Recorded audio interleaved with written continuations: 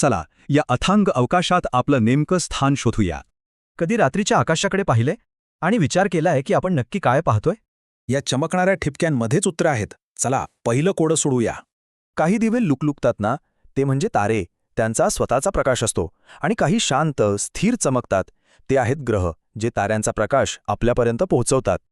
आणि आपल्या या सगळ्या पसाऱ्याच्या मधोमध आहे आपला स्वतःचा तारा, सूर्य. सूर्यच आहे आपल्या सूर्यमालेचा केंद्रबिंदू आणि बाकीचे सगळे ग्रह त्याच्या भोवती फिरतात. हेच आहे आपलं घर. एक तारा, 8 ग्रह आणि बरंच काही.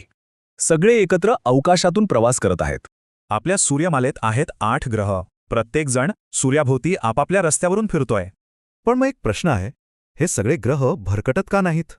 याचं उत्तर आहे गुरुत्वाकर्षण.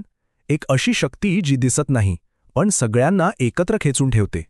एकीकडे सूर्याची ओढ आणि दुसरीकडे ग्रहांचा वेग, या दोन्हींच्या ताळमेळामुळेच त्यांची कक्षा ठरते. आणि हो, हीच ती शक्ती आहे जी आपल्याला जमिनीवर घट्ट धरून ठेवते. आणि या सगळ्या ग्रहांमध्ये आपली पृथ्वी ती मात्र खूपच खास आहे. कारण आत्तापर्यंत तरी फक्त इथेच जीवसृष्टीसाठी अनुकूल वातावरण आहे.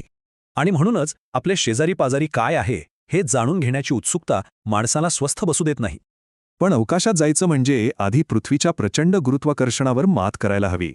हे अगदी फटाक्यासारखंच आहे, फक्त खूप मोठ्या प्रचंड शक्तिशाली रॉकेटच्या स्वरूपात.